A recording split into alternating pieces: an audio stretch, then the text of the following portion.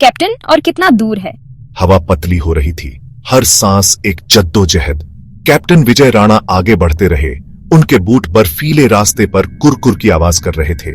सब्र रखो कुमार, मंदिर खुद को योग्य लोगों पर ही प्रकट करता है। वे घंटों से ट्रैकिंग कर रहे थे। घना हिमालयी जंगल चारों ओर से उन्हें घेरे हुए था। पुराने टेढ़े मेढ़े पेड़ आसमान की ओर उठे हुए थे।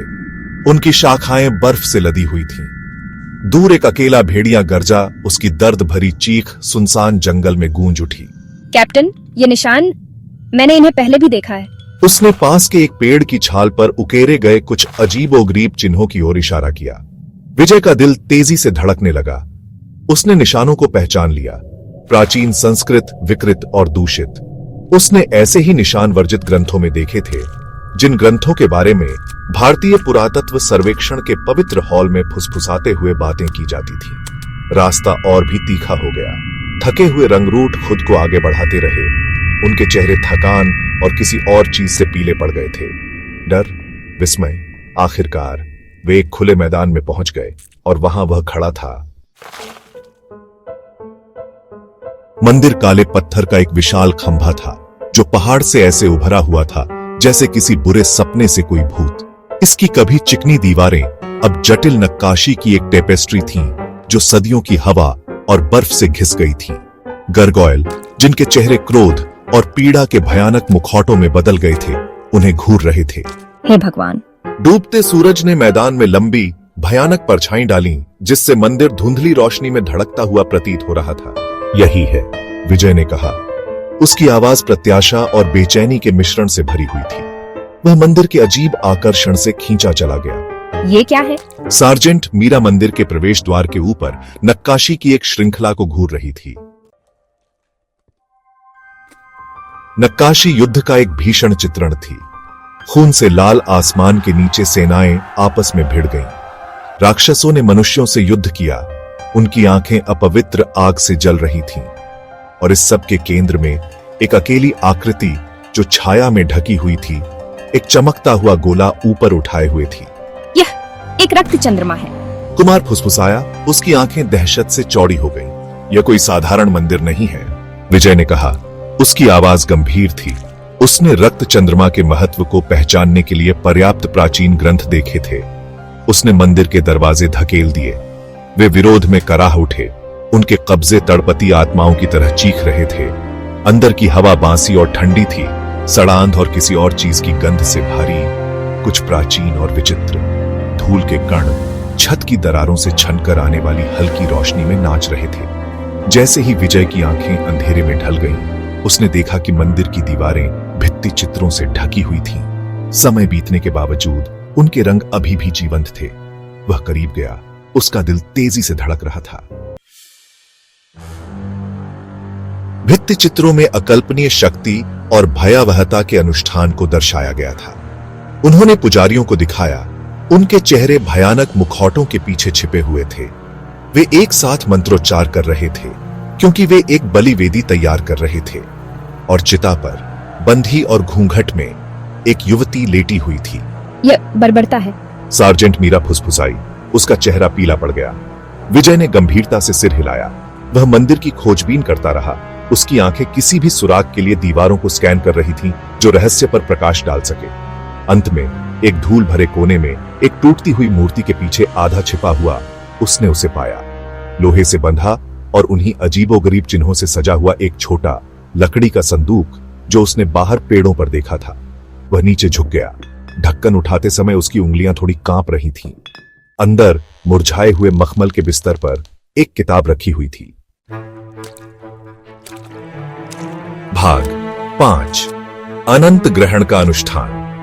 विजय ने जैसे ही पांडुलिपि का अनुवाद किया, दिन रातों में बदल गए। जितना अधिक वह पढ़ता गया, उतना ही अधिक परेशान होता गया। उसने पाया कि पांडुलिपि भित्ति चित्रों में दर्शाए गए अनुष्ठान का विस्तृत विवरण था। पांडुलिपि के अनुसार अनंत ग्रहण एक अपार शक्ति का अनुष्ठान था, जो अपने अभ्यासियों को जीवन और मृत्यु पर प्रभुत्व प्रदान करने में सक्षम था। लेकिन यह एक भयानक बलिदान का अनुष्ठान भी था, जिसके लिए एक कुंवारी लड़की के खून और एक राजा के दिल की आवश्यकता थी। अनुष्ठान एक रक्त चंद्रमा की रात को किया जाना था, जब नश्वर लोक और अधोलोक के बीच का पर्दा सबसे पतला होता है। विजय कांप गया। पढ़ते ही मंदिर की हवा और भी ठंडी लगने लगी। वह जानता था कि उसे पांडुलिपि को नष्ट कर देना चाहिए, उसे आग की लपटों में डाल देना चाहिए और अनंत ग्रहण के रहस्यों को हमेशा के लिए दफना देना चाहिए। लेकिन उसका एक हिस्सा, एक काला जिज्ञासु हिस्सा, और जानने के लिए तरस रहा था। भाग 6, वाहक का बोझ। कैप्टन, आप ऐसे लग रहे हैं जैसे आपने कोई भूत देखा हो। सार्जेंट मीरा की आवाज ने विजय को चौंका दिया। उसे एहसास नहीं हुआ था कि वह पांडुलिपि में कितनी गहराई से तल्लीन था। उसने जल्दी से किताब बंद कर दी। उसका मानव त्वचा का आवरण उसकी उंगलियों के खिलाफ ठंडा था। यह कुछ नहीं है, उसने झूठ बोला। उसकी आवाज कर्कश थी। वह उसे सच नहीं बता सकता था, अभी नहीं, जब तक वह खुद इसे नहीं समझ लेता। पांडुलिपि में एक वाहक का उल्लेख किया गया था, कोई ऐसा व्यक्ति जिसके पास मंदिर बनाने वालों का खून हो। हमें यह जगह छोड़ देनी चाहिए कैप्टन, मीरा ने जोर देकर कहा। उसकी निगाहें घबराहट से मंदिर के चारों ओर घूम रही थीं। विजय जानता था कि वह सही कह रही है। हवा में भयावहता का स्पष्ट आभास हो रहा था, लेकिन वह नहीं जा सकता था। अभी नहीं, अब नहीं, जब वह मंदिर के रहस्यों को समझने के इतने करीब था। मीरा को देखते ही चिंता से उसकी भौहें सिकुड़ गईं। एक भयानक विचार उसके दिमाग में आया। उसे एक कहानी याद आई, मंदिर बनाने वालों के बारे में एक किंवदंती जो उसके परिवार में पीढ़ियों से चली आ रही थी। उसने फिर से पांडुलिपि की ओर देखा। वाहक के लिए संस्कृत शब्द पृष्ठ से उस पर कूद पड़ा। उसके परिवार की कथा में रानी के वंश का वर्णन करने के लिए यही शब्द इस्तेमाल किया गया था। मंदिर बनाने वालों का खून, क्या ऐसा हो सकता है? भाग 7, अतीत की प्रतिध्वनि। मीरा, विजय ने कांपती आवाज में कहा, क्या तुम मेरे परिवार के इतिहास के बारे में कुछ जानती हो? मंदिर बनाने वालों के बारे में कुछ भी? मीरा ने भौंचक्की हुई, विषय में अचानक बदलाव से हैरान होकर। आपका परिवार? नहीं वाकई कैप्टन, बस अफवाहें। विजय हिचकिचाया। क्या वह वास्तव में उस पर भरोसा कर सकता था? वह खुद इसे मुश्किल से समझ पा रहा था, लेकिन उसे मदद की जरूरत थी। उसे जवाब चाहिए थे। उसने उसे किंवदंती के बारे में बताया, उस रानी के बारे में जिसने मंदिर के भीतर दुबके प्राचीन बुराई को खुश करने के लिए खुद को बलिदान कर दिया। रक्त रेखा के बारे में, अनंत ग्रहण के रहस्य की रक्षा करने के लिए शापित। मीरा ध्यान से सुनती रही। उसके हाव भाव में मोह और भयावहता का मिश्रण था। जब विजय ने अपनी बात समाप्त की तो वह एक पल के लिए चुप रही। उसकी निगाह प्राचीन भित्ति चित्रों पर टिकी हुई थी। और आप मानते हैं कि आप यही वाहक हैं? उसने आखिरकार पूछा। उसकी आवाज धीमी थी। विजय ने गंभीरता से सिर हिलाया। वह अब सच्चाई से इनकार नहीं कर सकता था। पांडुलिपि, किंवदंती, उसके परिवार का इतिहास, सब कुछ उसकी ओर इशारा करता था। हमें यहां से चले जाना चाहिए, मीरा ने दृढ़ आवाज में कहा। अभी। उसने उसके हाथ पर हाथ रखा। उसका स्पर्श आश्चर्यजनक रूप से मजबूत था। भाग 8, रक्त चंद्रमा की रात। विजय बहस करना चाहता था। उसे समझने की जरूरत थी। उसे यह जानने की जरूरत थी कि क्या करना है।